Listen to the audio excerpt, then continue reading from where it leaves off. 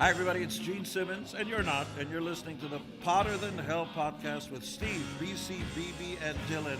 But you knew that, didn't you? Ladies and gentlemen, welcome to the Potter Than Hell podcast. This is your last stop on the crazy train of hard rock and heavy metal. So sit back, buckle in, and hang on. Here we go.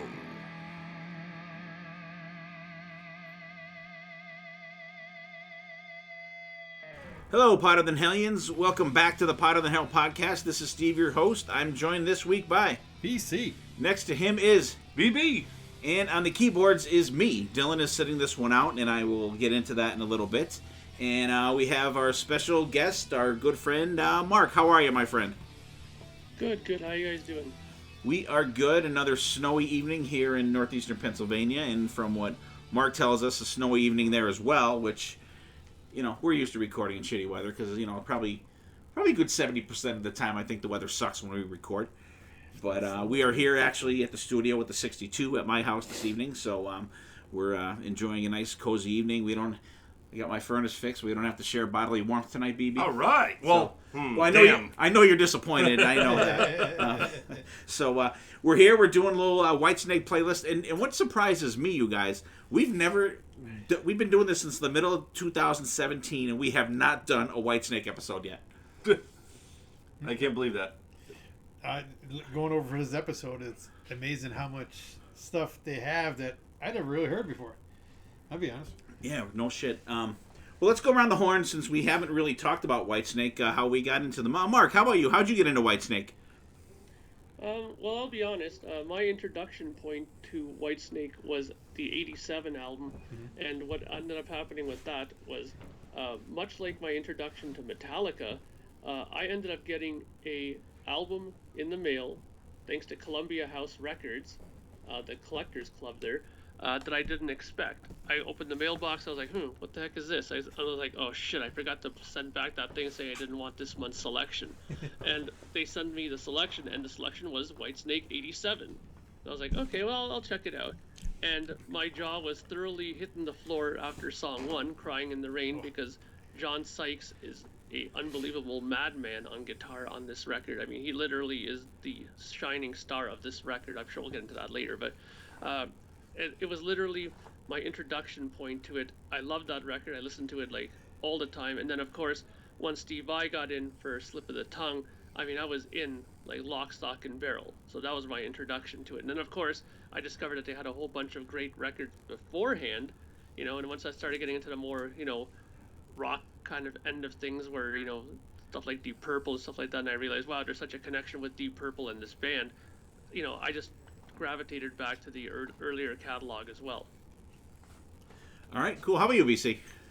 I'm going to agree, Mark. It was probably about the '87 album. I mean, I heard, I think, Slide It In on the Metal Shop, the only show with teeth. Yep.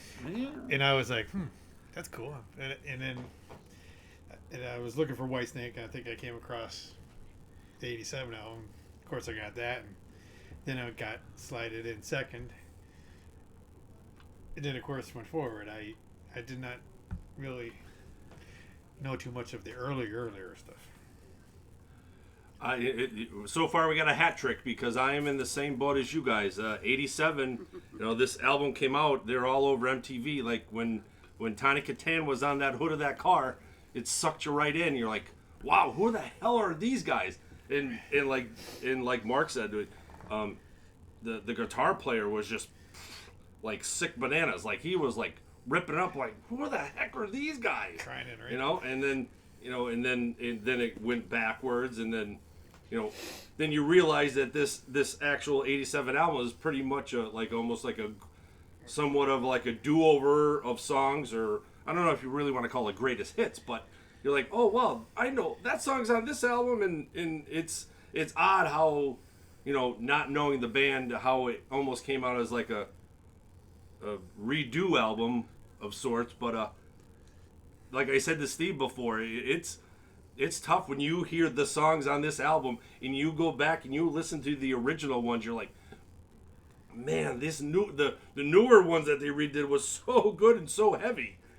But yeah, I'm so far 3 for 3. Ready? How about you? I'm going to break the streak here because I was aware of Whitesnake right around early 80s, probably 83 or 82 or 83 when the first Dio album came out, actually, whatever year that was, 83, I think.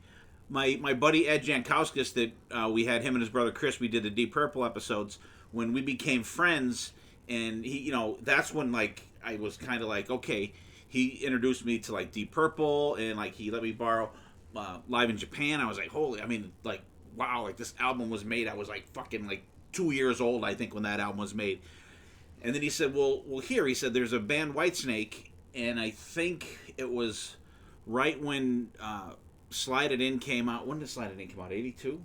84. 84. So it was a little bit before that because it might not have been out. And he's like, check out, and he gave me Live in the Heart of the City. And I borrowed his vinyl record, and I played the hell out of it and gave it back to him. And then I kind of forgot about them until Slide It In came out. And probably like BC, I probably heard Slide It In on Metal Shop. I was going to say that Metal Show. On Metal Shop. And then and I ended up picking up the cassette. And I was blown away. I'm like, wow, these guys, I remember these guys from the album that Ed gave me. And then, but for some reason, I didn't go back in the catalog because, well, you didn't have, like, Wikipedia where you could look up a band's discography and then, go back and, pull it up on Spotify or Apple Music to check them out. But it seemed like around here, you only seen like Whitesnake in the the Slide It In album in the stores, and then when the '87 album came out, it was like, holy shit! Like the floodgates open. That album was, I mean, talk about an album at a perfect time in music history or whatever, if you want to call it. Right when MTV was hitting, like BB said, but like they hit right when that stuff was perfect. Their timing was impeccable with that shit, and that album was everywhere.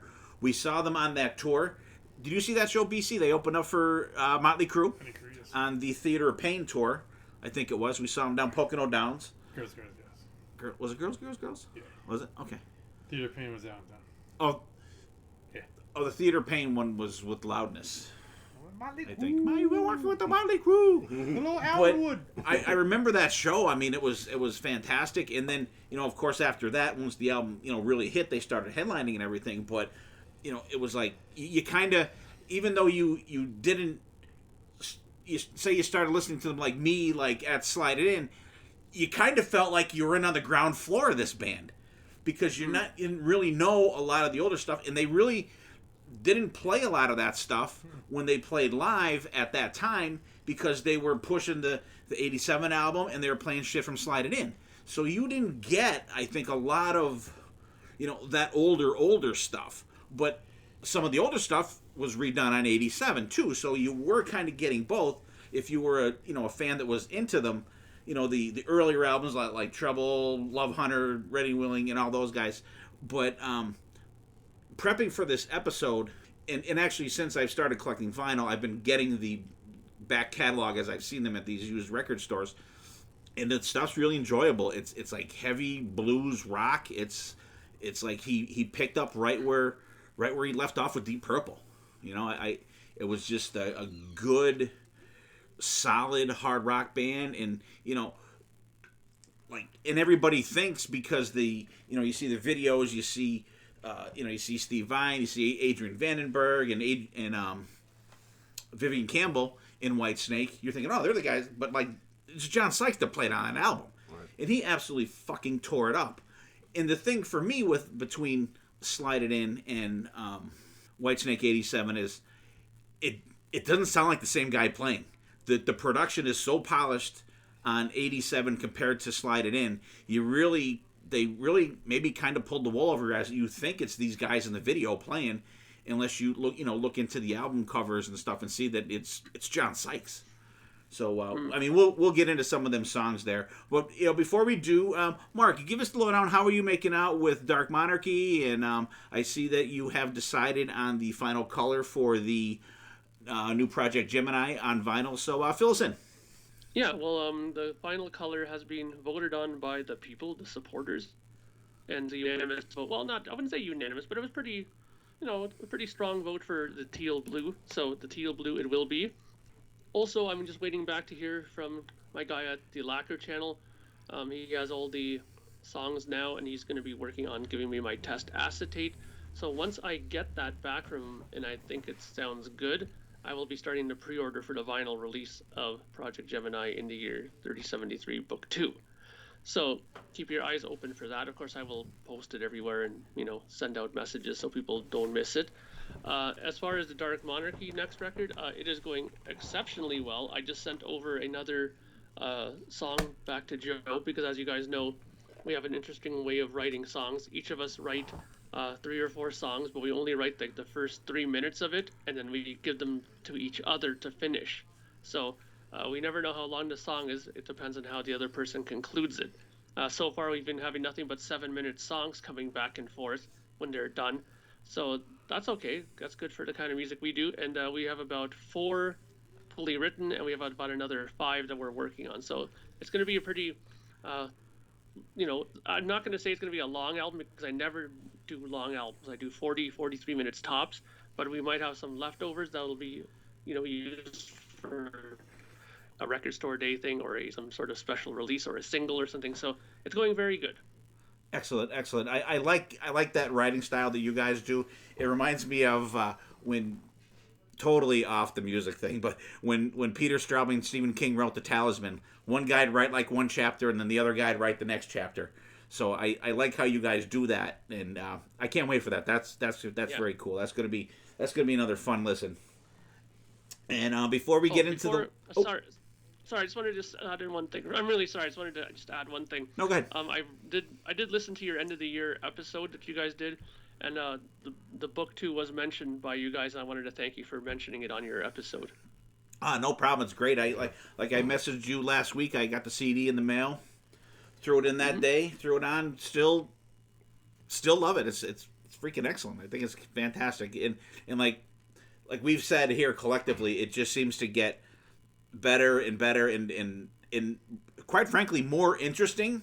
Not that they're not all in, but you know what I mean. Like you're as B would say, you're sucking us into that world of what's going on in those things, and I'm like, let's go with this next one. God damn, I want to know what the fuck is going on.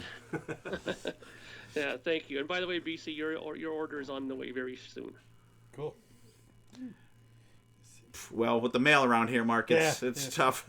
We get it by June. You may June be lucky for sure. Is very horrible, right? Yeah. All right. So before we get into the lists, what are we listening to? BB, what do you got going? Last album I ran through today on the iPod was Triumph's Classics, released in 1989. Just a little catalog of some great songs that they put out back in the day. Tears in the Rain, Magic Power, Everybody's Out There, and of course Lay It on the Line is on that. But 56 minutes, a great listen if you want to just waste a good hour. Some really good music on that. Well, if you listen to Triumph, it's not a waste of an hour. Well, no. I mean, I didn't. Yeah, there was a bad choice of words of wasting an hour, but. All right, Mark, how about you? Well, I've been listening to obviously a lot of Whitesnake, but I've been also listening to a lot of different things. I've been listening to some Gentle Giant lately. I've been listening to some Frank Zappa stuff, and I've been getting some stuff in the mail. Believe it or not, in this time where mail seems to be a rarity to receive, especially if you're ordering records. Stuff has finally started coming in, but what I have been when I listened to it today when I was out in the car in the snowstorm driving around, ironically enough that I think it was BB who just said that he listened to Triumph just now, right? Yes. Yeah. Ironically, I was listening to Thunder 7 today in the car, nice. Which was one of their classic records that has Spellbound, Follow Your Heart, and all that stuff on there. That's actually probably one of their biggest selling records. So I was listening to Triumph as well. All right. Nice. Cool. BC, how about you? While I'm in the truck, the LA Guns Renegade. Put that back in. Like you said, good catchy tunes. I mean, unfortunately they're called LA Guns, but I understand why. And then when I'm home, I was doing the old Whitesnake shuffle, Nice. discovering a lot of stuff I never knew. Is that a new dance? The Whitesnake shuffle? Is it like the curly shuffle? Hey Mo. We can work on it. Yeah. All right, and for me, I've been listening to, actually, when BB walked in, I had the new Bloister Cult album spinning on some vinyl there. The Symbol Remains. Still can't get enough of that album. It's fucking awesome. But this week, the new Dead Daisies album came out. And as you guys know out there, I am a die-hard Glenn Hughes fan. No disrespect at all to John Corabi. He is perfect in this band. This album is fucking so awesome. It's going to take a major kick-ass album to knock this album out of my top 3. It just fucking top to front rocks. It's, oh my god, he's like Robert Mason. He's another one of my man crushes. BB. Yeah. Can't get enough of Glenn Hughes. Fucking awesome. That and what else? The new Jason Bieler I picked up in the mail. It's different. It's got some really good stuff on it. You could definitely tell who wrote the stuff in Saigon Kick listening to this album, because it's got a ton of elements of Saigon Kick in there. And I've been rocking some classic hits also. I had a little tubby time for some of my vinyl. I was cleaning some of them in my new vinyl cleaner that my wife got me for Christmas. So I was actually able to pick up a copy of Kiss Originals 2. So I played all of those, played Originals 1, the German copy of Double Platinum that I got from Germany that came out like last year. I spun that. Sounds freaking excellent. And I was telling BC the other day, speaking of the Dead Daisies, Dean Castronovo is out of the Dead Daisies. Now, who did I say was replaced him? Oh, Tommy Clufetos is the new touring drummer for the Dead Daisies, which, hey, he fucking rocks. You can't go wrong with him. But I still don't understand why he didn't record with Black Sabbath when they did that 13 album. I don't. They did. Brad Wilk play drums on that. I still don't understand why that happened. I mean, he was really good on the album, don't get me wrong, but like Tommy was their drummer for like the last couple tours that they did, and then I don't know, maybe he wasn't available schedule wise, but you know what, if Black Sabbath calls you up and says we want you to drum on an album, oh well, you know what, I'm sorry, I'm gonna record with my buddy in his garage down the street. No, you fucking go and record. I'm not saying that's the case, but it's weird that they chose him over the guy that they had been playing with for years and playing with Ozzy for a long time. It could be, though, that he's not a very good studio drummer. I mean, look at Cinderella. They had Fred Curry on drums, but he never drummed on those first 2 records because he just, had a hard time getting the feel of it on, using a click track, That could be. Yeah. I never thought of that. I like my theory better, but but that could very well be. I never thought of that. See, that's what I like when we have Mark here. He knows all the ins and outs of recording and studio and shit like that. So that could be a very valid point. I'm gonna have to look that up and just see if they may never even have given a reason why it was the way it is. But so that's what we're listening to, you guys. We have Triumph Classics for BB. We have Triumph as well for Mark. He was listening to Thunder 7 and some Zappa and Gentle Giant. BC had some LA Guns Renegade. Of course, we were all listening to some Whitesnake, getting ready for this episode. And I had some Dead Daisies and some classic Kiss and some new Jason Bieler. So, guys, go out there, check out these new albums. Get the new Dead Daisies album. You will not be sorry. The album, top to bottom, just kicks ass. It's fucking fantastic. And just check it out. Seriously, there's a lot of new music coming out. There's already a bunch of albums coming out because for the last couple of years since we've started the podcast, when albums come out and I've been getting them, I've been writing them down so I don't lose track of albums throughout the year. I try to keep track of the dates. So I probably have 15 or 20 written down already, and we're not even through January. Speaking of, we are recording. It is January 26th right now that we're recording. So let's talk some Whitesnake, you guys. And before we get going, I wanted to say that as I was prepping for this episode, number one, well, let me tell you, Dylan is not a Whitesnake fan. I think I ruined him for Whitesnake when we were first able to have ringtones, like musical ringtones on phones. And one thing that I, like, my wife, we went back and forth, so she said, I'll pick the ringtone that that can go on my phone when you call, and you pick the one that goes on my phone when you call. So of course I forget. For the love of God, I could not tell you what was picked for my phone, but I picked "Slide It In" from Whitesnake for her phone. So every time I called, you'd hear da na na, and I think I put Dylan into shock with fucking Whitesnake over that. So I think that's pretty much why he's not really a Whitesnake fan. I'm sorry, Dylan, you're missing out on a lot of fucking kick-ass music. But in prepping for this episode, I'm like, holy fuck! Like, how? Number one, like I said before, how have we not done a Whitesnake episode before? We've talked about them, especially 2019 when they came out with Flesh and Blood. It made I know it made my top. I think it was in my top 5 of albums for the year, and I think everyone pretty much had it in their top 10 or around their top 10.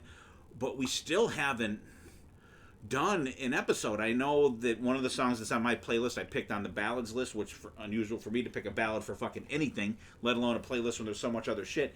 But God, these guys started in like their first like official album was 1978, and they're still putting shit out. I mean, they had a long hiatus. They had a hiatus between 1989 and 2008 for studio albums.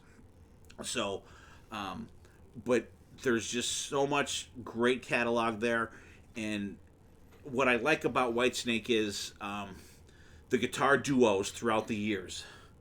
You had Mickey Moody and Bernie Marsden. You had Steve Vai and Adrian Vandenberg and Vivian Campbell thrown in there. You had Doug Ulrich, and you had Reb Beach, and then Reb Beach and Joel Hoekstra. It's just been an insane amount of talent in that band. Not even to speak about, Rudy Sarzo, Brian Tishy, Tommy Aldridge, just John Lord in the beginning, Ian Pace in the beginning there. Just like the main bands we like Ozzy, bands like that.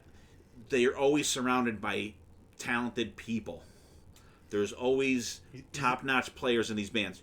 He's another Ozzy. He always surrounds himself with good people. Yeah, for sure. And and like he's been known to, just shit can people often, but the results on the albums is always fantastic. So we did our scientific method. We picked out a BB's shitty Raiders hat once again. And actually, you're first, BB. What do you got for us for the playlist? So what we did 15 songs. It could be from any era, any album of Whitesnake.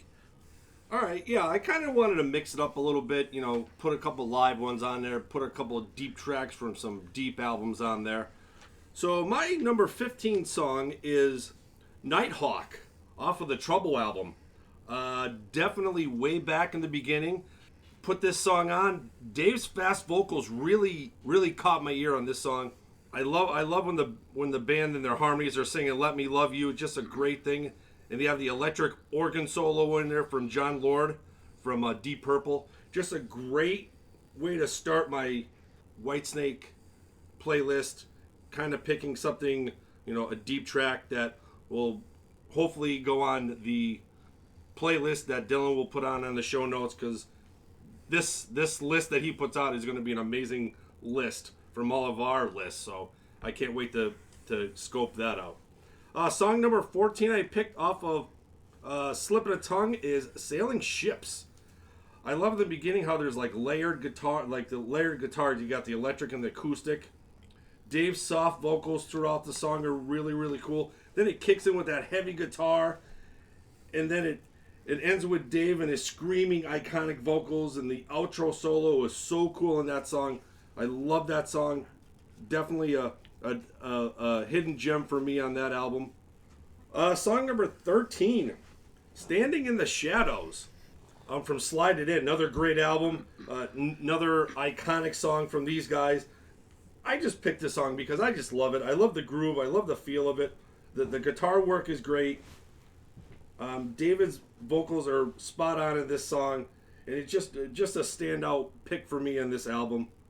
Song number 12, going back again. We're gonna go with Hit and Run. Another great beat song. I love how the band sounds when they're singing Hit and Run. The harmonies on this on these older albums are so cool. And there's even a little Whitesnake talk box right in there before the solo, BC. So I knew that was going to suck you in.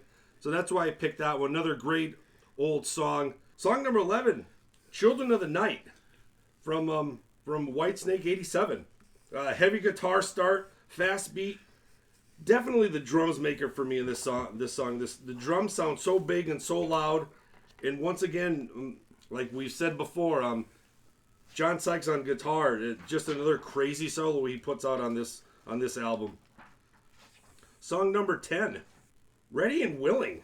How about going all the way back to the Ready and Willing album, BC?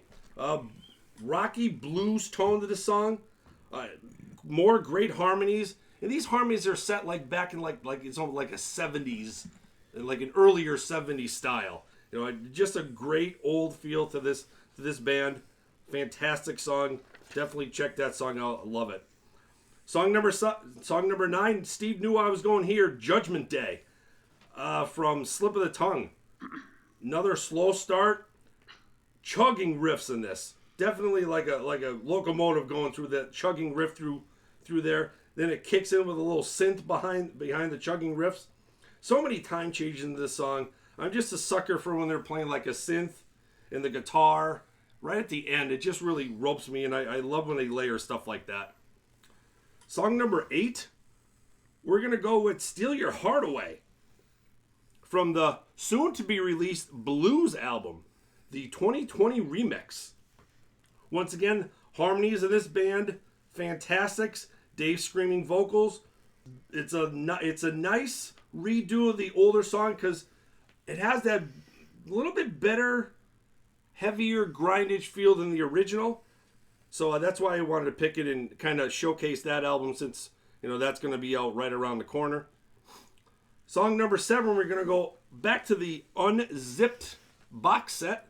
Love when they go acoustic. Song I picked, Love Ain't No Stranger. Great song. Definitely showcases Dave's amazing vocals in this. And I love when John just whips out the nice acoustic guitar. They settle in, and I think it's recorded in Tokyo. It seems like it's a very small crowd, but that whole album from Tokyo, I think it's called Tokyo Stakers. Fantastic. There's maybe 7 or 8 songs on it. Great, just him and Sykes, going back and forth. Guitar, vocals, great. If you guys out there have not checked that out, definitely that's a check out for any Whitesnake fan. They do a great job on some of those acoustic songs, turning them back to acoustic. Song number 6, we're going live. We're going to go to the Made in Britain album, Ain't No Lovin' Hard the City. Such an amazing building song. It's so cool how they start off. They kind of start out a little bit slow. They got the electric organ again and guitar start. The whole audience will start singing at the chorus, and it kicks in at the solo. And you have more layered guitar, electric organ at the outro solo. Just a fantastic song. Great live album. Song number 5, we're gonna go another live song. Righty, we're got a lot of live here. I'm noticing after I read this back here. We're gonna go slow and easy from the Live in the Shadow of the Blues. Once again. Love how Dave starts this. He goes, it's really, really slow tempo. He starts out, do you want it slow? And then there's a nice big pause. Do you want it easy? It has a nice, great bluesy rock riff to it. And there's little slide guitar parts in there that are really, really cool. A little bit better than the studio album. Song number 4, Stormbringer. Love this song. This one's coming off the Purple album. You got the thunder crashes and the wind blowing. It's such a cool start to the song. Great, small, different guitar feels in this song compared to the original. Dave's vocals are so heavy on this one. More heavier than the original. Another great solo. There's certain parts when they echo Dave's vocals. I really, really enjoy that song on that album. Song number 3, Crying in the Rain, from Whitesnake 87. Such a cool, bluesy rock song. Once again, Dave's vocals are amazing. He's screaming high-pitched that it's effortless almost. Little whammy bar notes throughout the song. And another great drum guitar outro solo. Sick Bananas, that outro solo, righty. Sick bananas. Gotta love the Sick Bananas. Song number 2. Give Me All Your Love Tonight. Wait, there's no... Why did I write tonight? Just Give Me All Your Love. This is from the White album that was released last year. They're calling the Rock album. Another very subtle synth in the background, which is really, really cool. A great redo of the old song. Has like this climbing solo that Doug does. It's fantastic. Then a little bit towards the end of the song, Reb is doing a little bit of guitar work. You can tell the 2 different guitars in this song. Great song. Great redo of this album. And then once again, I'm going to go to one of their newer albums, the Red album, the Love album. We're going to call this one Love Will Set You Free. Once again, more great harmonies from this band. An amazing dual solo in this. Like the other ones that they've redone. A little bit, sprinkle of heavier than the original. My favorite song in the Whitesnake catalog, that's why I had to put it at 1. So I don't know if you guys kind of ranked yours, but I kind of ranked mine. But hopefully you guys enjoyed some of those songs. What do you think, BC? Good list. I'll touch on some few things here. Like the earlier stuff, I admit I have to really listen more because I was listening to it and like my list I just picked out of a hat. But Standing in the Shadows, you're going to hear a lot of this. Judgment Day. Not the What Do You Call It version, but Yeah, not the shitty Van Halen one. Come on! Oh! The blues album, I'm not even familiar with that album. I was picking out a lot of stuff for my list, and unfortunately I was looking at YouTube a lot, and a lot of good shit was not on albums, so I could have picked it. Yeah, it's tough. Stormbringer, I mean, Give Me All Your Love Tonight. Commercialized, but when you really think of the live version, to me is so much better. The love song, the Red album, I did not get that. Somebody beat me It's to on it. Rhino Records. Hurry up and go get it, BC. How can you go wrong with Slow and Easy live? Ain't No Love in the Heart of the City. There's a story behind that. I'll wait. Okay. But overall, this is a great list. And like I said, it was hard to pick 15. I was over the board. And it was... I know, and I'll say when I get going. What do you think of BB's list, Mark? That's pretty good. I mean, a lot of this stuff, I'll be quite honest, I am pretty getting familiar with the older stuff, but I'm honestly more unfamiliar with the stuff after Born to Be Bad. Like, I mean, after that record, I totally checked out of Whitesnake, to be quite honest. I mean, they kind of lost me, just too much of this acoustic stuff and things like that. I just, my collection of Whitesnake is pretty much this. I have the box set, the little box of snakes, which has the Sunburst years from their beginning from 78 to 82. Then I got like Whitesnake Live 84, that live release that came out. It's like a deluxe edition with a DVD from Super Rock Japan in 84 when they played live. And I got like, I got Slide It In, the deluxe edition, which has the 84 version. Now, don't forget, Slide It In came out in 2 versions.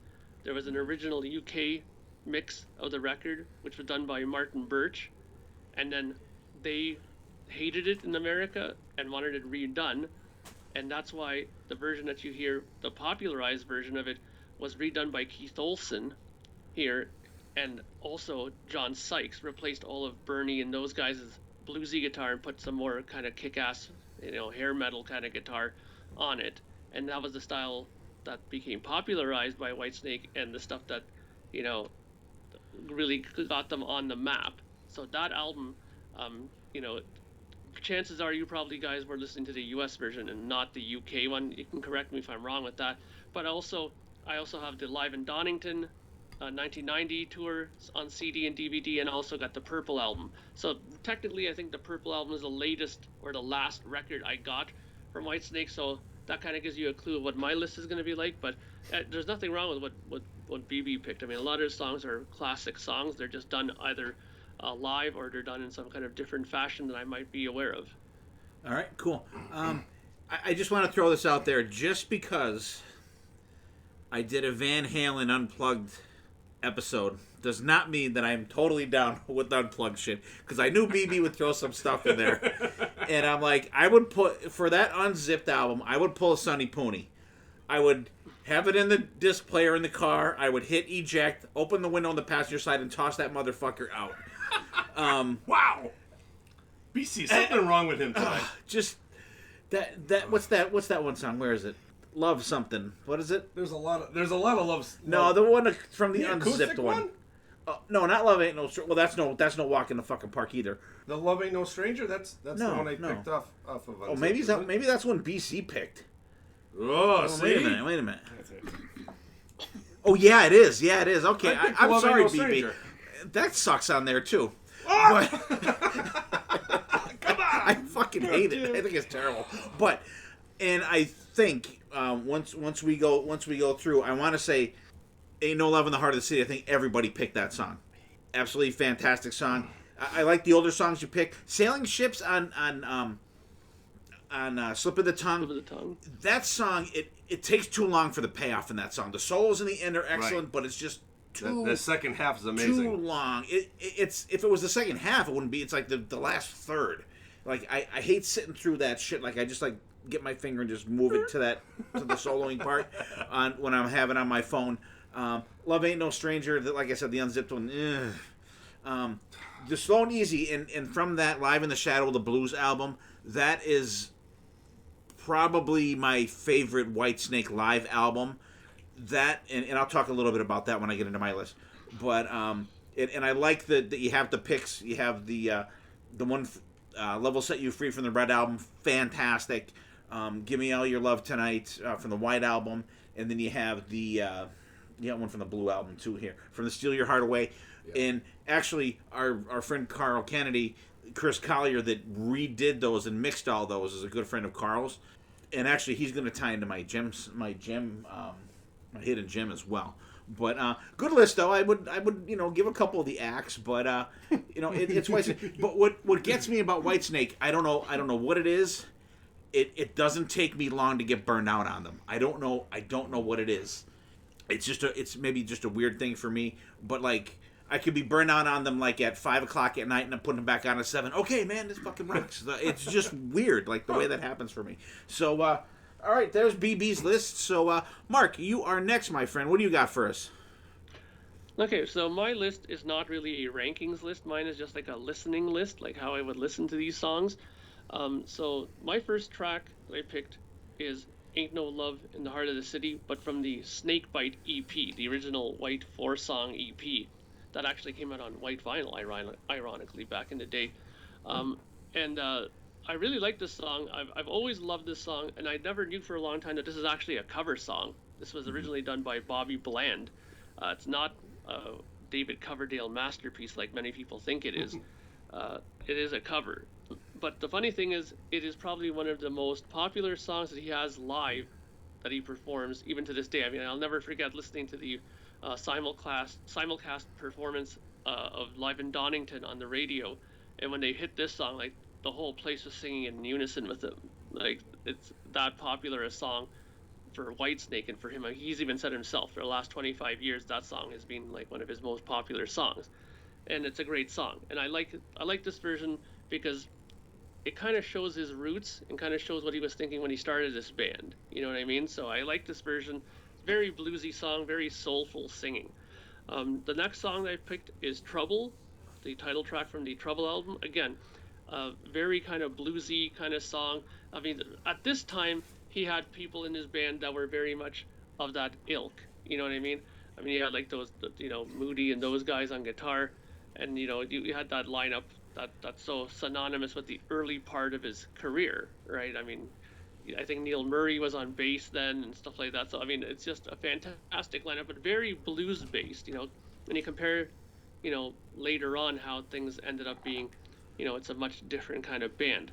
Number 3, I picked Mistreated, which actually it's ironic that he picked this song, because I know Ritchie Blackmore originally loved this song, and I think, it's more of a Deep Purple thing than it is a Whitesnake thing, but I took it from the Live at Hammersmith performance on that album, because that's from the box set that I mentioned earlier. There, it's on there. So again, and I love Mistreated. I've always loved the Dio version that they did with Rainbow. I think that's actually my favorite version of Mistreated, to be quite honest. But again, two giants of the music world singing one great song. I mean, you got Dio and you got David Coverdale, right? Can't go wrong with that. Number 4 on my list is Medicine Man from Love Hunter. I love the guitar at the beginning of this song. It's probably one of the more heavier toned guitars from that period. I mean, they had a lot of, how do I put this? They used a lot of kind of Marshall Bluesbreaker type amps back in the day, these guys. And this is probably one of the first songs that made me believe, they might have a little bit more heavier of a toned Marshall for this song, because it does sound very heavy on this album. It's a great song. I mean, again, it's all the kind of things that you expect from this era Whitesnake. You have that kind of drum production, you have those kind of harmonies, you have those infamous, gang clapping, hand claps going on in there and stuff like that. It's all those kind of things that you expect from the, early era of Whitesnake. And then we got to my era of Whitesnake. Song 5 is Slide It In, from the Slide It In album, but the US mix version, not the UK one. I mean, if you listen to the UK version of Slide It In, it's the same song as essentially, but it just sounds so different. I mean, the guitar solo is not anywhere near as good as the one John Sykes does, and I think it just kind of lacks a bit of the balls that the US version ended up having. I mean, a lot of people disagree with me on that, but I'll fight them to the death on this song. I've always thought Slide In is a great song. One of my favorite live ones, I remember when I saw Whitesnake. I think it was, I don't remember what album they were touring on, but it was in the late 2000s when I saw them. A great song. Always performs it live, and always enjoyed on album as well. Number 6 is Slow and Easy from Slide It In, but I actually prefer the UK mix version of this one. This is the rare exception why I like it, because being that it's such a very bluesy song, this one, I think it kind of benefits more from Martin Birch's kind of, reverb, tinged kind of, slide guitar up in the mix a little bit more version than the one that John Sykes did for them. So that's number 6. Number 7, Crying in the Rain from the 87 Whitesnake album. Again, this was the song that introduced me pretty much to Whitesnake, and we were talking about earlier how there are songs that they've done on prior albums that appear on this record. Now, this song, appeared on the Saints and Sinners album, if I'm not mistaken. Yeah, it's on the Saints and Sinners album. And honestly, the version on that album is not bad, but it doesn't hold a candle to this version at all. I mean, the guitar solo in the original version, I remember one time my local radio station played the original on it, and I was listening to it in the car, I was like, I know this song, but it doesn't sound the same. And then when I got to the guitar solo section, I was like, wait a minute, what is this? It wasn't anywhere close, because if you listen to that solo, I know I keep bringing it up, but that is easily a milestone guitar solo for John Sykes. I mean, it is incredible. I mean, this is one of the rare solos. I remember them saying that they had a hard time transposing in those Guitar for the Practicing Musician magazines, because he's so on fire on this. Like, to transpose every note of it was near impossible. And it's also, I don't know if you guys heard this rumor, there was a running rumor when this album came out that they didn't believe that it was John Sykes playing these guitar solos. They thought that it was they hired a session player. Then some people said that they thought it was Uli John Roth who did the solos on this album. And, he put that all to rest when he put out records like Blue Murder and stuff like that. They're like, okay, Really? No, it was him, because he's that good a guitar player no matter what he's playing on. So, Crying in the Rain, great song, number 7. Number 8, Bad Bad Boys. I mean, I think that, just coming out of that song into Bad Bad Boys was such a 1-2 hit. I mean, you're gasping for air after those two back to back. It's such a great song, great guitar harmonies in that song. I mean, for me, everybody says, David Coverdale, it's his landmark performance on this album. I think he did great, but I don't think that it's his landmark performance. I think all the way it's John Sykes. I think that he made a huge, huge mistake when he fired this guy. He should have kept him. They would have wrote a couple of more great albums. and instead he went the way of the dodo bird with him and decided to bring in Vivian Campbell for whatever reason he brought him in for, and Adrian Vandenberg, which is even more a head scratcher because I think those two are together don't even play as good as John Sykes. But whatever. The next song I picked is This Love from the Whitesnake '87 album as well. I think that this is one of the better ballads that I've heard from that time period. I've never been much of a ballad guy, but his tone on this song is fantastic. I mean, when I first heard the guitar solos on this, for some reason I always thought that was a saxophone at first, not a guitar. But then I realized that it was one of those treatments where he turned on his front pickup, turned the tone knob all the way off, and you get that kind of weird saxophone kind of sound from your front pickup, right?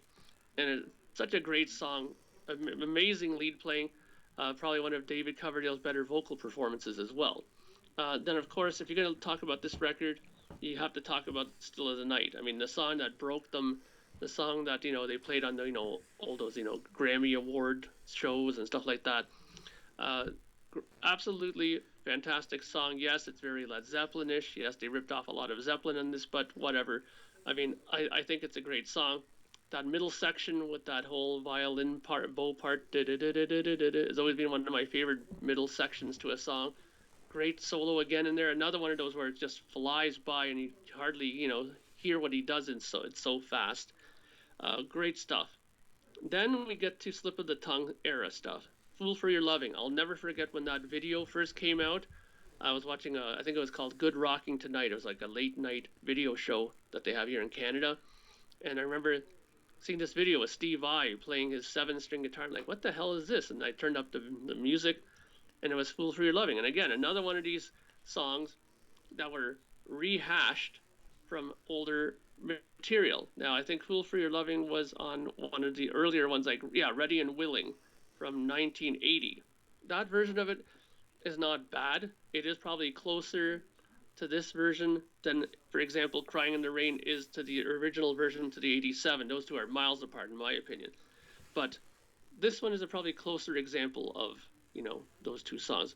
But I definitely think that Steve Vai put his stamp all over this album. And of course, why wouldn't he? I mean, you have David Coverdale pretty much telling him, here you go, take the master tapes, bring it to your home studio, and do whatever you want to it. And he did whatever he wanted to it. I mean, if you listen to that album, he's done all kinds of things that never were done on, Whitesnake records, sitars and all these weird effects from his Eventide harmonizer and all this stuff. Just unbelievable stuff. And I mean, I don't know about you guys, but, I know that they said that Adrian Vandenberg didn't appear on this album because he had apparently a wrist injury that prevented him from appearing on the album. I call bullshit on that. I don't think that he got injured at all. I think what ended up happening was Steve Vai said, listen, I'll appear on this record, but I'm the only guitar player on this album. I don't want nothing to do with this Adrian Vandenberg guy on my recording. It's me or I'm not doing it. I guarantee you that's what it was. You know what it is? You know what it is, Mark? It's the Vi way or the highway. Yeah, why would they get him on there for what? He didn't need him. Like, no. What could he have possibly have added that Steve Vai couldn't do himself on that record? So I think that was just PR. Like let's make Adrian look good. They're not going to go out there and say, Steve Vai thinks that he sucks and we don't need him on the record, so he's not playing. They're not going to say that, right? No.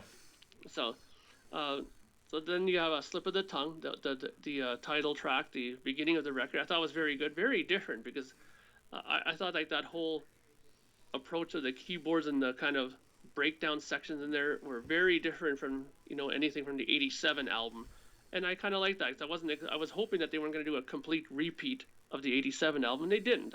I'll give Steve Vai credit for that at least. Then I also picked Judgment Day. A great song, again, a very Led Zeppelin-ish kind of inspired song, but it's good, very good. Some great drumming by Tommy Aldridge on that as well. So again, if you're gonna pick something from Whitesnake, I like to stick more to the heavier end of stuff, and this is definitely one of those monstrous, guitar-toned songs. You can definitely tell that there's a lot of 7-string in that song.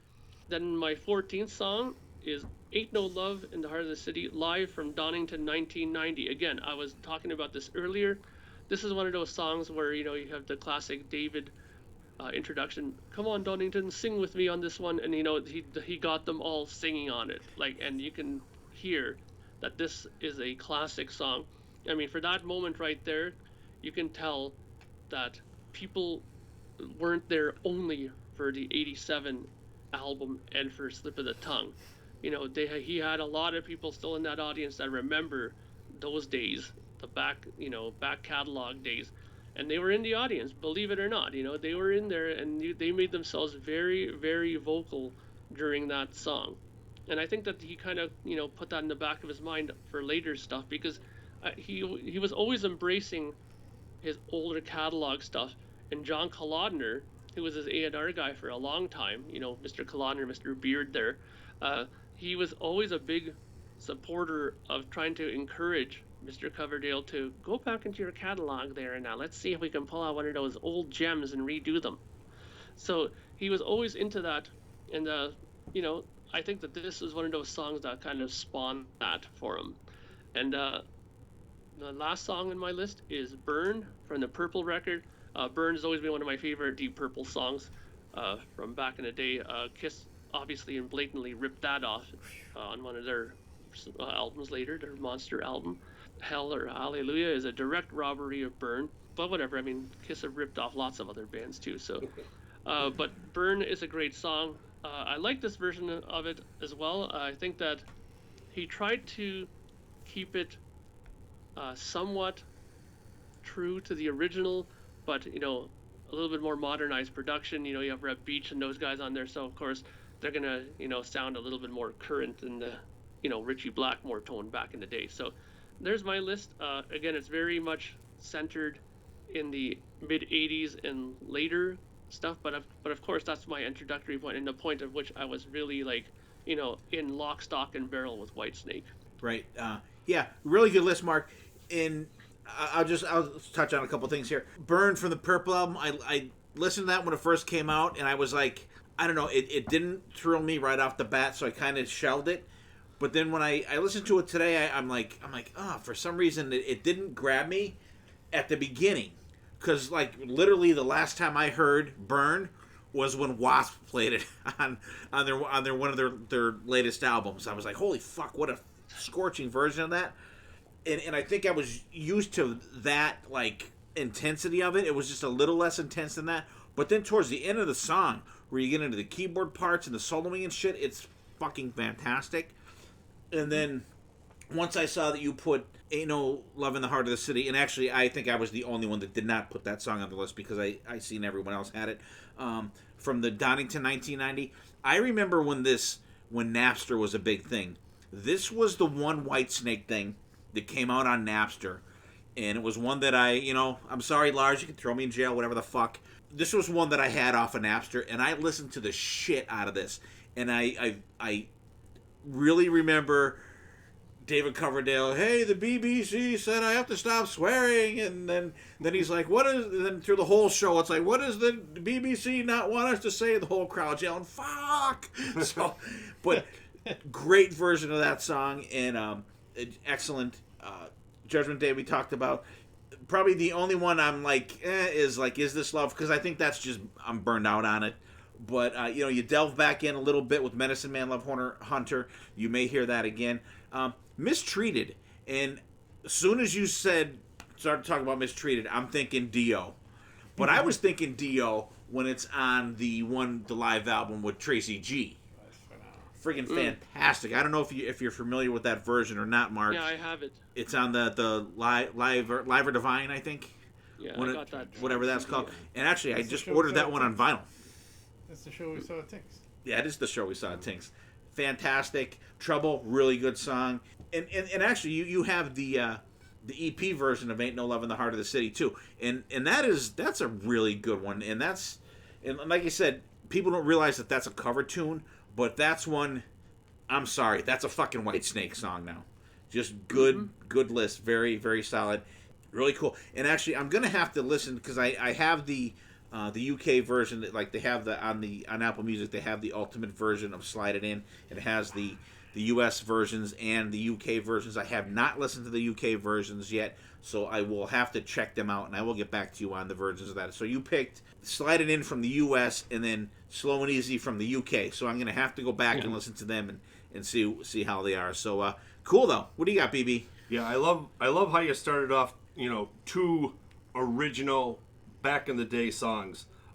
Just shows like their rawness and just a different sound with the organs from John Lord that started this Whitesnake fury.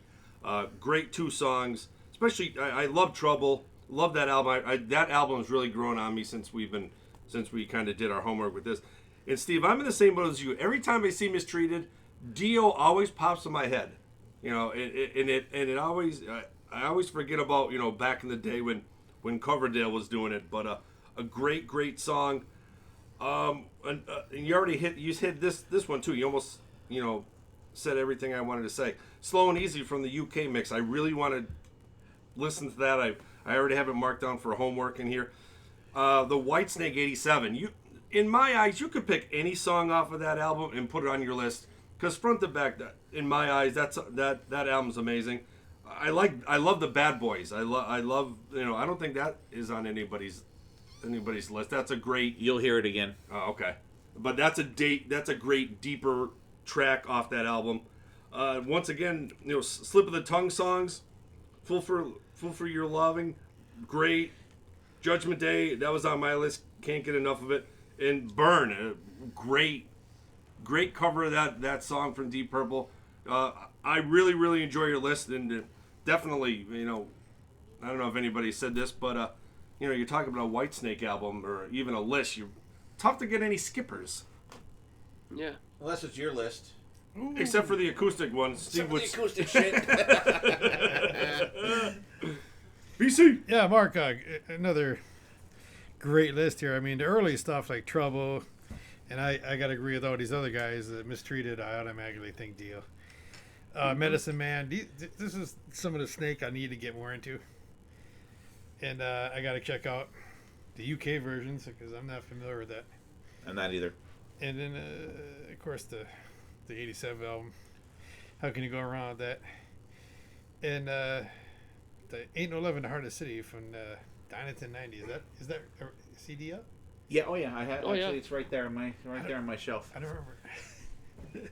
Anyways, and I Burn. I mean, I have to agree with almost Steve. Yeah. Like, everything I hear Wasp version, and that just rips right from the get go.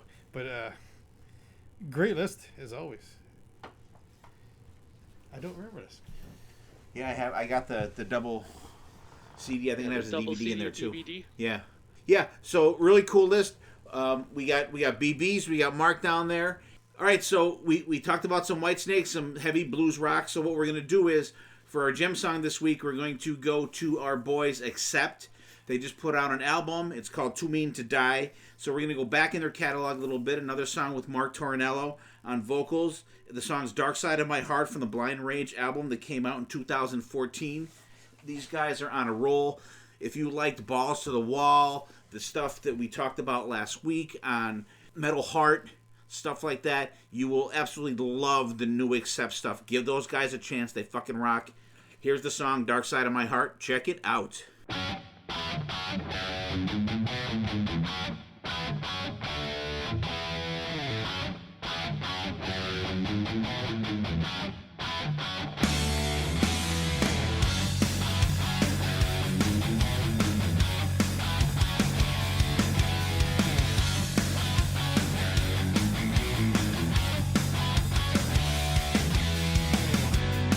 There's a space in the darkness where the fire still burns. It's beyond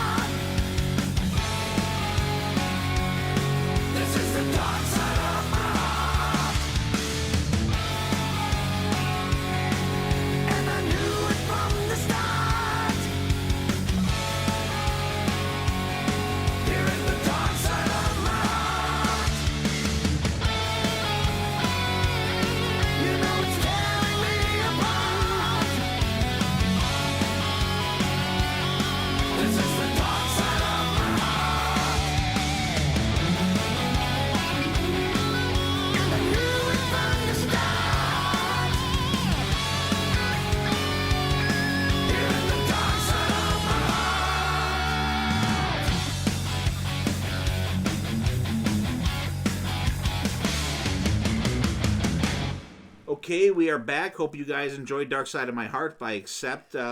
Just a great band. Hope you guys can check them out. They are absolutely phenomenal. Wolf Hoffman still has that amazing guitar tone that he's had forever. And just a great album. So I'm so glad that these bands are still putting out new music. Absolutely freaking love it. So let's get into our hidden gems. And we're going to start with BB today. What do you got? All right. Since today, January 26th, it would have been Edward Van Halen's 66th birthday. I kind of wanted to really dig deep that something that really was hard to find, unreleased. Back in 2008, he did a instrumental song called Rise. It was made for a porno, I believe. All right. There was two songs. I think it was Rise, and I think it was Catherine. I think there were two instrumental songs he did. He was buddies with some porno director out in L.A. But Rise is a really, really cool version. Crazy guitar work in that. Definitely check that out for Mr. Van Halen's birthday today. Did you check out the movies? Or just buy the porn. What movies were there? I think the movie is called Scared Sin, 2006. All right. Scared Sin? Yep. Or Skin? Nope. Sin. All right. Mark, how about you? What's your gem for this week, my friend? Well, been listening to a lot of different records. One of the records I kind of pulled out because I've been going through my vinyl collection. I have this on vinyl and I have it on CD. Is back in 2018, I believe it is. Yeah, 2018. Yes, we're going through their 50th anniversary tour at that time. And when it came out, that tour, they played a show in London. And during that show, they re-released one of their records called Fly From Here. And what they had done, that record came out in 2011. But Trevor Horn, the guy who produced it, went back in, re-sung all the vocals on it himself, remixed it, added new keyboard parts, and they reissued it, and they renamed it Fly From Here Return Trip. And it came out on this really beautiful, kind of very hard booklet version of the CD, complete with lyrics and everything. It's very, very nice. And it came out on vinyl as well. Now, those were extremely limited edition. It was only available at that concert. So if you look on Discogs, you'll see that there's some insane prices even for the CDs. It's like $70, $80 for the CD, because you can't really find it anywhere else except if you were at that show, or if somebody bought a couple of extra copies that he's willing to part with. So, but the album itself, the normal version, is available out there, and the only real difference, like as far as music goes, is that there's just one extra song on the new version here called Don't Take No for an Answer. But other than that, the rest of the album is the same as the original version. So, grab the original, I would say, still, because the original singer, Benoit David, who sang on that, I like his version better than Trevor Horn's. I know most Yes fans kind of, are in horror when I say that, but yeah, I like Benoit's version better. But that's what I've been listening to. All right, cool. BB, BC rather, what do you got? I'm gonna stick with the category that we're sticking to this week. With David Coverdale solo album from 2000, Into the Light. I don't even know how I got this album, because I was kind of off the Whitesnake train, late 90s to 2000. So I picked it up, and it's a mixture of rocking Coverdale to acoustic Coverdale. Yeah, righty. But Coverdale skippers, in other words. So there's songs on there. Cry for Love is a good rocker with some harmonica in it, which is a different, kind of reminds me of the earlier Whitesnake. Midnight Blue is like a mid-tempo song, and Don't Lie to Me is kind of the closest thing to Whitesnake they're going to get off that. But check it out, David Coverdale. Is Midnight Blue a cover? Remember that song, Midnight Blue? No, it's not. Oh, it's not that one? Okay. Foreigner. I was wondering. Right? Foreigner? Or Lou Grant? Maybe just Lou Graham, I think. Might have been I think it's just Lou No, Graham. it's I know what you're thinking, but no. Not that. Okay. All right. And for me, my hidden gem is going to be. I was just kind of going through my CDs before, and I came across this one, and I was gonna pick this one a while ago, but I don't remember why I didn't pick it. Who knows? Maybe but I don't think I did pick it before. Lita Ford's album came out in 2009. It was actually her comeback album, if you want to put comeback in quotations. It's called Wicked Wonderland. this is the album that she did with her husband, ex-husband now, the crazy insane guy from Nitro, Jim Gillette. She did that album with him, and which is weird. I found out that when we talked about the white, the red, and the blue album, that's the order that the Whitesnake albums are coming out. That Chris Collier, that we talked about before, remixed and revamped all the songs for these things. He actually plays drums on 2 songs on this album. It's a very heavy album, and actually, if you read her biography, she denounces this album. Like, she likes to pretend that this doesn't even fucking exist. But it's good.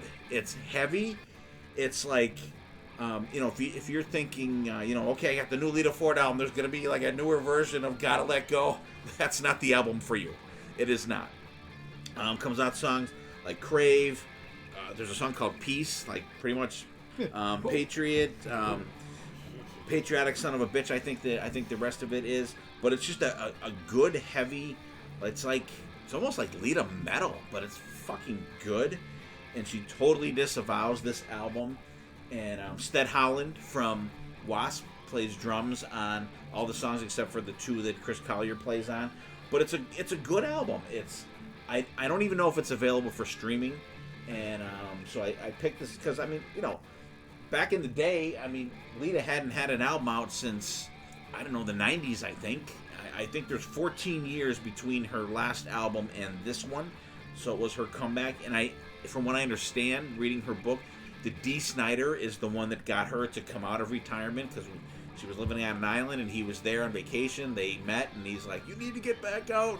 And they did, and she did, but now she's been divorced and it's a big, read the book. But check out Wicked Wonderland from Lita Ford. Very cool album. Heavy Lita. She does not do any songs from this album. She disavows that it probably pretty much even took place, because if you look at her arm, she has big blacked out areas like a Black Widow thing. That's tattoos of her husband and shit that she had fucking blacked out on her arm. That's why there's big black patches on her arm tattoos, because they're tattoos from him. Not maybe him doing them, but with him on them. So that's why you have those big things on, big black areas on Lita's arms, in case you're ever wondering that. So there's our hidden gems for the week. I have Wicked Wonderland from 2009 that came out. BC's got the David Coverdale album, the solo album, Into the Light. Mark has got the 2018 Yes album, Fly From Here, redone. The Return Trip, it's called. And BB's got the porno theme song from the Eddie Van Halen and Eddie Van Halen, R.I.P., Happy Birthday, on this day that we're recording. And it's called Rise, and the other one is called Catherine. So check it. You can probably find it on YouTube, right? Yeah, it's on YouTube. Okay. Yeah. So check it out. 'Cause, hey, that's right. That's where I found that Mitch Malloy shit, man. For my acoustic show, baby. So it's out there. It's out there. So, all right. So let's get back into our Whitesnake playlist action. And BC, I think you're up, my friend. Alrighty. I'm going to admit I'm very guilty of not being up on the Whitesnake. Are you guilty of love? No. Just guilty of lacking on the Whitesnake camp. I don't know. And I thought I was bad, and then I come here and you show me 3 or 4 Whitesnake albums I never even saw. So you're worse than you thought. I'm worse than I thought. So I'm going to check into rehab. But it's right down the street. My list is I'm going to start off with Crying in the Rain off 87 album. The guitar player. There we go. The guitar player in this album, I remember when this came out, you put it on, you're like, holy shit, check this out. This is rip your face off. And again, back then there wasn't the computers and everything like there is now. And so you're looking at this album or cassette or whatever. CDs were brand new back then. And I'm thinking, oh, this is the band. I'm like, holy shit. Literally find out years later it wasn't. Second tune is going to be Hot Stuff off Come and Get It. I mean, I really need to go back and check out these earlier albums because, like I said, I got the 87, then went to Slide It In, then I guess kind of went forward, and then evidently forgot about Whitesnake. I don't know how that happened, but yeah, whatever. Well, they were gone for quite a while. I mean, they were off the radar. Yeah, and he kind of got like the hits, I guess you would say, and I think that turned me off, and I kind of just Because you heard the same songs all the time. Yeah, he kind of burned you out. So my number 3 is going to be Slide It In, off Slide It In, of course. How can you not love this song? And another one off that album for Slow and Easy at number 4. Again, that's one of my all-time favorite albums, period, in Whitesnake. Number 5 is going to be Burn. And like I said, every time I automatically go to that Wasp version, because to me that's off the scale. But this one's off the Perp album. Going back to 87 with Bad Boys. Again, like I think BB said, there's not a tune on this album that you cannot there's no skippers. Number 7, I have a typo in my list here. It's going to be Children of the Night, not Crying in the Rain. I had that first. Oh, okay. I'm looking at the day going, oh, fuck. You know what? I didn't even notice that. It's funny. So it's going to be Children of the Night, which, again, the guitar playing on that. To quote somebody that's in the room with me, sick bananas. Okay, then number 8, All or Nothing from Slide In. Again, I'm going to go BB. And there's not a bad song on that album, neither. There's not a skipper. Talk about number 9 is going to be Love is Blind from the Unzipped album. Definitely no skippers on that album. No Ready? skippers on that one, damn it. Get your guitars up, people. But I'm an acoustic guy, so I had to throw something in there. Number 10, Don't Break My Heart Again from Live in the Still of the Night. I found that online. Again, did not know that was out either. Guilty of sin here. So I'm going to move up to after the 87 album, they came out with the Slip of the Tongue with Judgment Day off that. To me, that's such a, not necessarily a different tune for Whitesnake at the time, but it was more toned down, not fast paced, and just the A little deeper. key synthesizers, whatever you want to say on it. But definitely a great tune.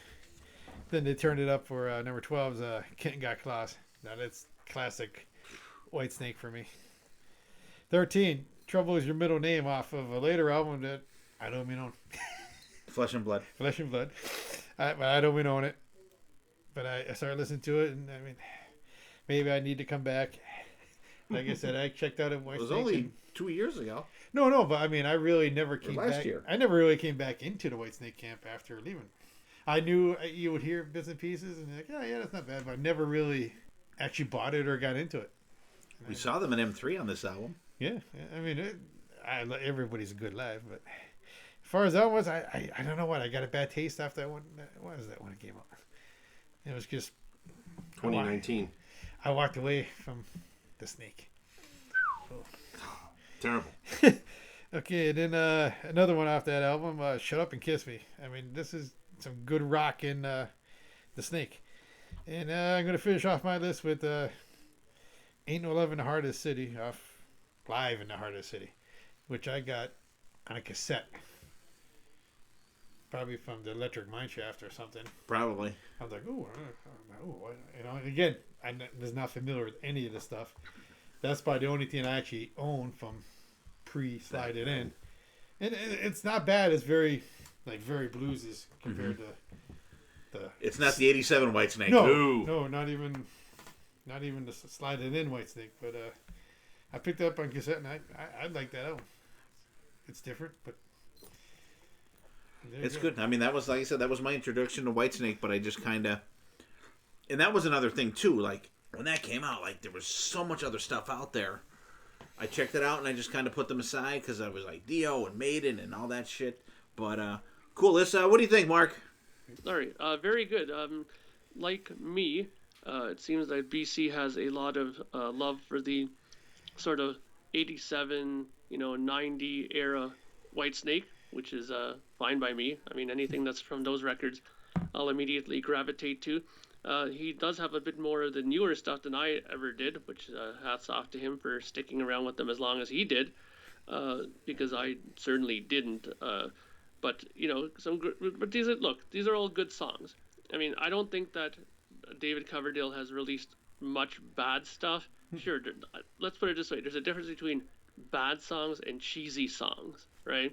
Yes, David Coverdale likes his different forms of cheese. He likes his Gouda and his blue cheese and stuff like that. But some cheddar. Cheddar. Yeah, cheddar too. He gets that in there. So, but that doesn't necessarily make it a bad song. I mean, he's sold enough records to kind of laugh at my statement for saying that, even I'm sure. But great stuff. And I mean, as long as I see that Brian also put in here, "Ain't No Love in the Heart of the City," live from the heart of the city. Hey, good for me, man. I mean, I think that those songs, need to be represented, and I think that he did a good job in representing that as well. Yeah, enjoyable list, BC. I'll go from the bottom up. "Ain't No Love in the Heart of the City." Cool, can't go wrong with that. I love your flesh and blood picks. "Shut Up and Kiss Me." That just missed my list. "Trouble's Your Middle Name." You may hear that again. "Kittens Got Claws." Fantastic song. Just like so cool.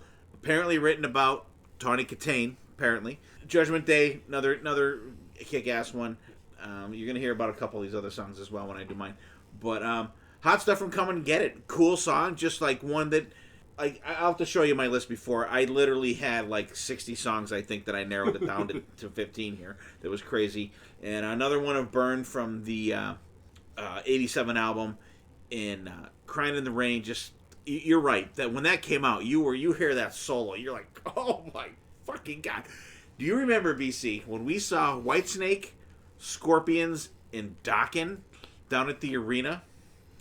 And remember how Whitesnake was fucking so good. I mean, I can't even remember who the fuck was playing with them then. I know Tommy Elders was on the drums. It might have been Doug and Reb Beach, maybe. I don't know, but it was one of the first concerts down the new. It was like the new arena then. Remember that show? Is that when Marco Mendoza was playing bass for them? Yes. Marco Mendoza. Yeah. It had to be Doug. It had to be Doug. Remember, we walked out of that show with our fucking jaws on the floor. Joe Hoster. They were so good, and we were like, holy fuck. Like, and I just literally just like right now thought of that show. Yeah. That was probably my second best. My first Whitesnake show was because I saw them with Steve Vai and Adrian Vandenberg. I was right on the rail up at Binghamton. But that was my first. But this one was like, I remember we walked out of that show going, oh my God. Oh my fucking God. Because it was a dual headliner with Scorpions and Whitesnake. I want to say Dokken was the opening band. I'm pretty sure on that. Remember. But like, we were up on the side. We weren't sitting together because you were 'cause there too. I was with your brother. We were I sitting think, on apart. the floor. There was I caught a pick from somebody. Yeah, I me have and a pick BC in were up house. on the side, and you guys were in a different spot. But I remember when they were doing "Crying in the Rain," me and BC were like, "Holy fuck!" Like, he was beating the fuck out of me, I was beating the fuck out of him. But I mean, it was just fucking insane. But cool list, very cool. Yeah, great list. I'm just trying to hit on some of the stuff that aren't on everybody else's. Hot Stuff, the electric organ and drums in that are fantastic. Old school Whitesnake that we keep talking about. How about "All for Nothing"? Another one that was kind of not mentioned yet tonight. The band harmonies in that song are so cool. And like we keep saying, the Whitesnake album, "Slip the Tongue" are just so great albums. And to end your list with the "Live in the Heart of the City," "Ain't No Love in the Heart of the City," great old school live Whitesnake. Love that album from front to back. Listened to that about 3 days ago, and I don't think I listened to that ever front to back. And it's just such a great old school, tone to those guys' album. Fantastic, very good list, Mr. Chapman. I'm glad to see you doing your homework. And I had like a huge legal pad of just song. I listened to it, wrote it down. Wrote it down. Like, okay. Then when I went to put this together, I was like, Where's my legal pad? No, I had it. I lost it. How do you pick 15 out of? Sure. Yeah, absolutely. It's tough. Yeah, and I'll do my list. I'm going to wrap it up with our list here. I approached mine differently. I wanted to throw in some of the older stuff. So I pretty much picked at least one song from each album, and I didn't include the Snakebite EP, but I didn't include that one. I started out with "Take Me With You" from the Trouble album, 1978. If you listen to the beginning of that, it's like the production is not as good as Van Halen 1, but you get that the atomic punk type string scratching on there, and it's just a great rocking album opener. Just a really great fun one right from the start. There's a cool little tribal drum part in the album in that song that I really like. Then I go to the Love Hunter album next, "Walking in the Shadow of the Blues." Absolutely fantastic song. they must like it so much because they named a live album off of it. Later years down there, Walking in the Shadow of the Live or something. I forget what it's called. But good chugging guitar, and this is very early Whitesnake. So you have John Lord from Deep Purple. You have Ian Pace on these early albums. Just very, very Deep Purple like. There's an amazing in the version of this song on Live in the Shadow of the Blues. It's called the album with Reb Beach and Doug Ulrich. Oh my God, the solos in that live version absolutely will tear your fucking head off. And it actually seems like it's like a 10-minute song because these guys shred the fuck. It's only like not even a 6-minute long song, but it's just so epic sounding. The shredding in it is fucking fantastic. I stick with the Love Hunter album for Mark picked this song as well. Medicine Man. It's got like a dirty rock riff. This riff in it. It's got a funk feel to it. It's got a honky tonk piano in it. Great soloing from Bernie Marsden and Mickey Moody in there. Just I like to make sure to give these older guitar players in the band the credit that they're due because these guys were just tearing it up in the late '80s. Then I'll go to the Ready and Willing album with Fool for Your Loving, another song that they did later on that it's on the Slip of the Tongue album. Just a great version of it. Listen to the bass line in this song. Absolutely fucking fantastic. The soloing is great. The background harmonies are really good. I do like the original version. It's got a very different bluesy feel to it. Really good. I went to the Saints and Sinners album next. I picked it. This song's kind of different. It's called Dancing Girls. It's a good hard rocking song. It got really cool keyboards in the background during the verses. Like a fun Whitesnake song. And there's a really, really short but a very, very cool keyboard solo in there from John Lord. Absolutely fantastic. Come and Get It album. I did Don't Break My Heart Again. This is a song that these guys bust out later because Mark was talking about that before. That I think he said John Colander wanted them to bring out some of these songs from the older catalog. This was one of the ones that they brought out. A good stomping mid-tempo song. The heavy keyboards on it and these early songs are fantastic. It's got a very melodic solo in it. When I went to the Slidin' In album, I picked Love Ain't No Stranger. Way better than that fucking shitty acoustic version on that Zipped album. Great, but I talked about this on some different singers. I like when they sing like in a lower register, like when you get that "Who knows when the world," like you get that like softer side of David Coverdale singing is really, really cool. The guitar and bass kick up. One of my favorite Whitesnake songs. I think it's great. I love the kick in. Then it kicks down again like after the solo, but then it ramps back up for the end. Just a great song. And then of course I got to pick my wife's ringtone, Slide It In. Title tune from the album '84, just a kick-ass song. And Mark, you were talking before, and we discussed the live in Donington show 1990.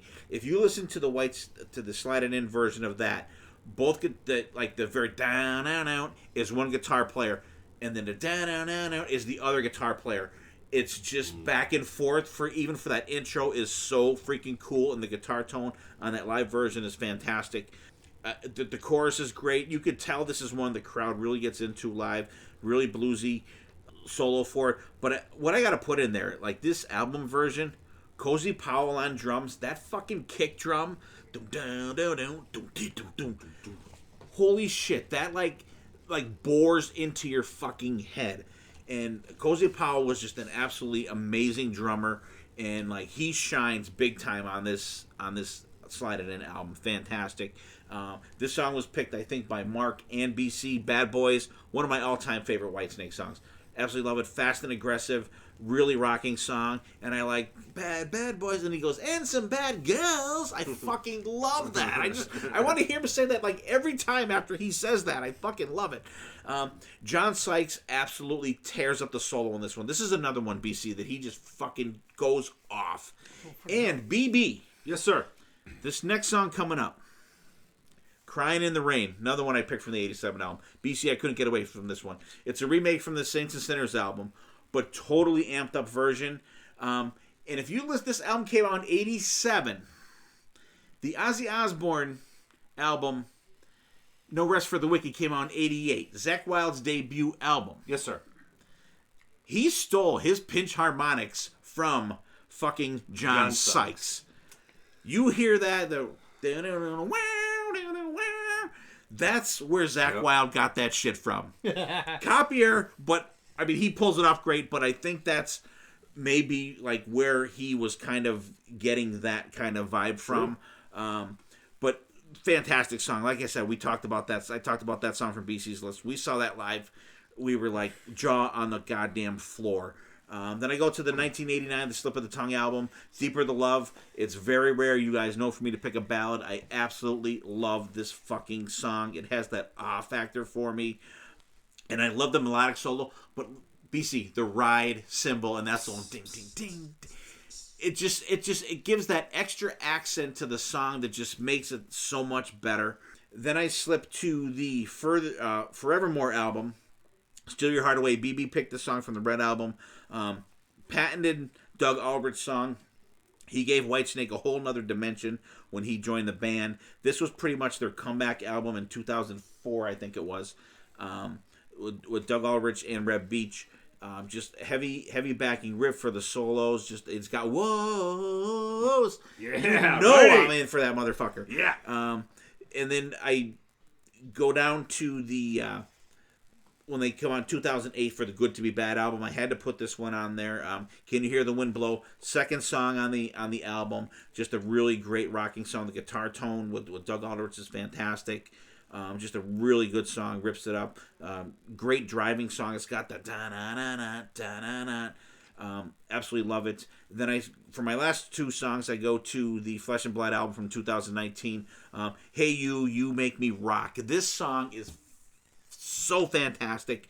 The guitar solo in this is just, oh my god, like tearing it up. I don't know if it's Reb or if it's Joel Hoekstra, but both of them, there's two different solo parts in this one, but that first solo is fucking ripping. Oh my god, it just tears it up. And it's got the hey, yo, just like gang vocals, really cool in it. And then the last one I picked, Trouble Is Your Middle Name. Just got that string plinking bluesy beginning to it. The song's got a really cool build to it. Kicks up for the chorus. Really good soloing in it. Like I said, I will put up Reb Beach and Joel Hoekstra with any of the guitar duos in Whitesnake. We've seen them live with these guys. We've seen pretty much every live. I have personally seen pretty much every live version of Whitesnake since 1987 on. And I would put Joel and Reb Beach with any of these guys because they do the songs justice that came before them. And I want to throw out there too that we're going to make Whitesnake a series. How we've done the Rush with Mark before. We've done the Motorhead, and actually we have a Motorhead episode coming up in a couple weeks. We're gonna bring our buddy Jim back. We're gonna do some more Motorhead stuff, but we're gonna make Whitesnake a series too. Mark's gonna join us. We're gonna do it a little different. Like Mark is not going to be the maestro for the Whitesnake episodes like he is for the Rush. We're all just gonna kind of take an album and do it a little differently. But we figured with all this stuff here, there's just way too many songs, way too many albums for us to talk about with Whitesnake than to just like leave it at a playlist. I think that they have the catalog, they have the great songs, enough to us to justify to do a series of Whitesnake. So there's my list. And Mark, what do you got for me? Well, again, it's a very good list. I got to commend you because you have definitely a more broader selection of songs. Honestly, I think that, if these playlists actually go up on like Spotify or something like that, whatever you guys usually do, your list would be probably one that would be highly recommended for any new people into Whitesnake because it has quite the broad selection of material from quite frankly through their whole career pretty much. So whereas me and BC's list is pretty heavy on the middle era of their career there with the 87 and Slide It In and Slip of the Tongue, yours is a much more better representation of the catalog as a whole. So I really think it's great. I mean, you had all the songs in there that you would kind of expect, but not in the kind of expected versions. Like you have Fool for Your Lovin', but you have it from Ready and Willing and not from Slip of the Tongue. But you still have Bad Boys, and you still have, songs like Steal Your Heart Away, which is a pretty good song, but that's from a later record too, right? But you have like Loving No Stranger, on there, as opposed to like Slide It In, or what you would kind of expect. I mean, you do have Slide It In on there as well, but Loving No Stranger is probably not the song that people would probably expect to hear, right? So, but great selection. I mean, there's some really good songs on here, and like I said, because you are more into the whole catalog than I am, I think it's a more of a better representation. All right, cool. Hey, well, get listening because we're gonna be doing them.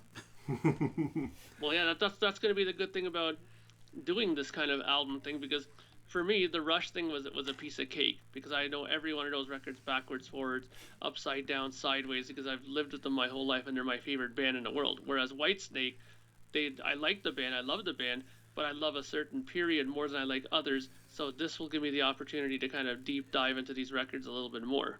Yeah, and I hope you don't mind me saying, Mark, we kind of had a conversation where, like, we've had Mark on he's our guy for the Rush episodes. We do the Project Gemini stuff, and, like, we kind of had a conversation where, we wanted to have Mark on different kind of episodes. I know we've had Mark on playlist episodes before, but not really, like, on a lot other than the Rush and the Project Gemini. So we wanted to integrate Mark a little more into the podcast because his insights are fantastic, and it is good to actually have a musician, come on the show and give their, and I'm going to say Mark's professional opinion on, production stuff and, guitar playing and the whole gambit. So I'm glad to be able to do this with Mark because, like I said, Dylan is not down with the Whitesnake stuff, so it'll just be myself, BCBB, and Mark doing the Whitesnake stuff going forward. So I hope you guys, enjoyed it. This is just like the coming attractions type thing. Yeah. Appetizer. Yep. Yes. What do you got, BB? Number one, I love when you send us a list because you never go in the order of the list. I'm over here going, What? What? And this has happened a couple of times, and I usually give Dylan the eye, and I'll like roll my eyes, and he'll roll his eyes. Do you know how that happens? Because when I'll do a playlist, and I'll just go through the albums. Like I'll send out the what I have written down on my paper, but then when I make the actual playlist, I do it differently. Right. Oh, okay. And then that's how I do my notes for them. I'm sitting here going, what? That's not where it was. number 10, what? But You think I'm gonna make it easy for you? exactly. No, great list. I enjoy it. Like as Mark said, I like how you kind of went from album to album, kind of pick and choose a couple, main hits off the one album, because especially back catalog is not really familiar to us. I've only listened to them probably twice prepping for this episode, but a couple great ones that I enjoyed. Waiting in the Shadow of the Blues from Love Hunter, love that one. Great old bluesy electric organ, great stuff on there. I almost picked A Long Way From Home off that album. I also love that song too. Another one, Don't Break My Heart Again, fantastic song. Another one that we really didn't talk about, Can You Hear the Wind Blow? Another great deep track from those guys. And then the Flesh and Blood stuff. A lot of people haven't really gotten into them, but those two songs are pretty much the highlight of the album. And great list. And Medicine Man, you and Mark had it on there. Another great bluesy, organ heavy, fantastic song, and another great list that I can't bust you about, but should have maybe an unplugged and an unzipped song on there, right? I'm good, thanks. Okay. What do you got, PC? No, thank you. Yeah, great list. I mean, like I think Mark said, this is all over the board, a lot more than, say, me and Mark's were, but and there's the early stuff, like I said, I'm guilty of this. I mean, I didn't know there was that much early stuff. I knew it was like In the Heart of the City Live, that one. And I thought there was one or two more at most. I didn't know there was this much material before to slide it in. And evidently I got lost in outer space for the later stuff.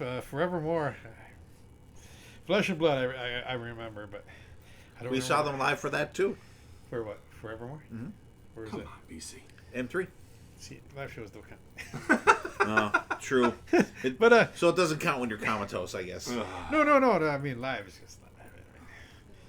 I think it was because it was very to me. I got the vibe he's going very popish, not popish, but radio-ish. And once I got turned off, I evidently got turned off, and like you said, we're going to do a series, and that's gonna be cool because it's all gonna be new to me except for the middle part. Right. So I'm excited to see what the future holds for these. All right, so awesome. I hope you guys enjoyed the playlist we did. Check out the songs. The only one you won't be able to hear is the song from Bad to Be Good, because that is not available on Spotify as well. But all the other albums are. And dig deep. I'll tell you what, Whitesnake is more than the 87 and Slip of the Tongue album. They have a ton of great shit out there. And we talked about it before. Just a shitload of talent in that band. Always just kick-ass. So we'll go around and we'll wrap up. And BB. All right, Mark, thanks for coming on. As always, we love having you, and especially like Steve said before, your professional music, input that we, us three guys aren't really sure about. But thanks for coming on. Great having you. And I love how Whitesnake always, I don't know if you want to say reinvents, revolves. They bring out the old catalog and they reinvent it for the radio or whatever, the streaming, whatever you want to talk about now. But I love how they really dug deep, got some old tunes, redid some stuff, and they've been doing that for years, and that's what I love about these guys. And then going back to the older stuff that you're so used not to hearing to, that it sounds so much different, and how that whole thing from, heavy John Lord's keyboard has evolved into heavy Reb and Doug Aldridge, guitars. It's just a great evolution of Whitesnake. I'm super excited to go through this back catalog because I really can't wait to get back into the old shit. All right. Mark, give us your wrap up and plug your music and your podcast and give us the lowdown. Yeah, so this was really fun. Thanks, guys, for having me on. I'm looking forward to doing the album by album kind of series with you guys. I think it'll be great fun. It'll be an education for me as well, and maybe I'll be able to fill in some blanks technically with this stuff, like you guys said. But yeah, I think it was great fun doing this. It's interesting to do these kind of episodes first because now you kind of get the feeling of what everybody's strength is as far as this band is concerned, as far as what they know and what they don't know of the catalog. So I'm looking forward to doing the series with you guys. I think it's going to be really, really good fun doing that. As far as myself, I'm doing the Kiss FAQ podcast, as you know. I'm also doing the Yes Music podcast. We just had a big interview last week on the Yes Music podcast with Jeff Downs of Yes and of Asia. We interviewed him about a new record that he just did with another group that he's involved with called the Downs Braid Association. It's a great album called what is it called? Hellesian Hymns. Sorry, it's a tongue twister. But yeah, it's a great album. Check it out.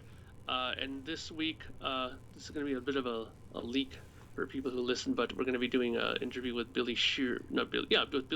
Sorry, this week we're going to be interviewing him on the show.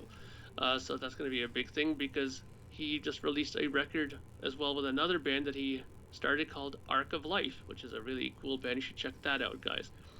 And as far as my own stuff, I do my Project Gemini updates on YouTube. I'm going to be doing one pretty soon again, another update, most likely in regards to the vinyl pre-order coming up for the record in the year 3073 Book 2. And other than that, working on new music all the time and jumping on to various podcasts to talk about music, like with you guys. And of late, I've been jumping onto a few other streams as well, late night. Sometimes if you guys go on YouTube, you'll see something called The Vinyl Archivist, which is a guy named Patrick in California who has literally the most massive collection of records. I think he has 11,000 vinyl albums, and he has them all digitized and put on like 9 or 10 8-terabyte hard drives. And we just talk about music, and late night he streams stuff until YouTube like block him, right? Because it's just like live streams. So if you ever go late at night and you want to hear some cool music, look for the Vinyl Archivist, and sometimes you'll see me on there with them. All right, very cool. That's insane. That's a lot of music, baby. See, we should tell my wife that. See, it's not so bad around here. No, have 11 times. Yeah, once again, Mark, thank you for coming on. It's always a blast having you come on here. And like I said, getting your insights. And it's always good having a professional musician on here to, to kind of set us straight on some of the shit that we're talking out of our ass about. But, and I'm glad we could finally get another venue for you to come on the show with. And actually, I'll talk to you later about it. We spoke about Triumph earlier. We're trying to think of something to do for that. Maybe I'll get with you on that as well. But once again, thank you. I hope everything calms down for you up there in Canada, as we hope it calms down for us here in the United States and northeastern Pennsylvania where we're at. But guys out there, thank you for listening. Check out Mark's stuff. Check out Project Gemini. Fantastic stuff. Just like progressive metal, hard rock stuff. Just fantastic. Dark Monarchy is absolutely fantastic as well. Just look up Mark on Bandcamp. His stuff is out there. It's readily available. So give him. He's got the new vinyl. He's going to be doing the new vinyl for your 3073 book 2 coming out on vinyl as well. And by the way, Mark, I was one of the ones I voted for old school black vinyl, but I will take the blue teal. I will absolutely take it and cherish it and love it as well. And hopefully I could get on the pre-sale. It always seems like when Mark does the pre-sale for the vinyls, like I always am working or am somewhere where I can't get on immediately, and I want to get a low number of the vinyl, but I always seem to not do that. I think 7 is the lowest one I have, I think, for one of them, but I'm gonna work on that. So but it's great, Mark. Your output of music in the last couple of years has just been absolutely fantastic. And the cool thing is, it's actually pretty much coincided with our podcast, because you pretty much started doing the Project Gemini stuff like right around when we were starting to do the podcast. We were like very close to starting both projects at the same time, and I became aware of you on the Kiss FAQ podcast. We got to actually meet me, you, and BC in Nashville for the first Rockin' Pod, and it was cool meeting you. And it was like we didn't really want to have a huge conversation because we were going to be recording with you in like the next week, and we didn't want to, take the spontaneity out of the conversation, in Nashville, and then just like kind of rehashing the same shit that we talked about the week before, which is good and bad in the same way. But I feel that we've all become friends over the last couple of years that we've been doing this. And like I said, it's always great having you on here. Guys out there, thank you for listening. I hope everybody out there is staying safe and be cool about all this shit. Hopefully it will get straightened out. I know the three of us in this room here, we got our first shot of the vaccine last week. We're getting our next shot, which will be probably 2 weeks. It's tough with the way I'm thinking, with the way the episodes come out. And hey, there's Dylan. Hey, Dylan, come and say hello. Hi. Dylan Walks in right as the Whitesnake episode is wrapped up. He's been anti-Whitesnake. 20 minutes. I mean, He's more of a Black Snake fan. But like I said, guys, thanks for tuning in. We love you guys out there. Hope everybody's staying safe, doing your own thing there. Hopefully we can get back to concerts and back to go out there and being social once again. We hate it. It sucks. Like, because I always liked the one part about this podcast. We'd always come in and hey, we saw whoever last week, and it was fucking fantastic. We saw Rat last week, or we just came back from M3, or at least last year we got to go to the Monsters of Rock BC. Like that was like. At least we used to do on scene. Yeah, we would record from the hotel room at M3, and that didn't happen. So hopefully we can get back to that, you guys. Just be patient out there. Be cool. Listen to these bands. Go check out the back catalog of Whitesnake. Even if you weren't aware that they had a back catalog, a lot of people are not aware of that. They think like slide it in and Whitesnake 87 was like the beginning of these guys. They got a ton of shit before that. And we will definitely get into that in the next... And after that. And after that as well, yeah. See, BC, it's not just 80, 84 to 90. There's a little... They had stuff before and after that. So, thank you, everybody, for listening. We love you guys out there. Stay safe. Take care of yourselves and each other. And we will see you next time. And there definitely will be a next time.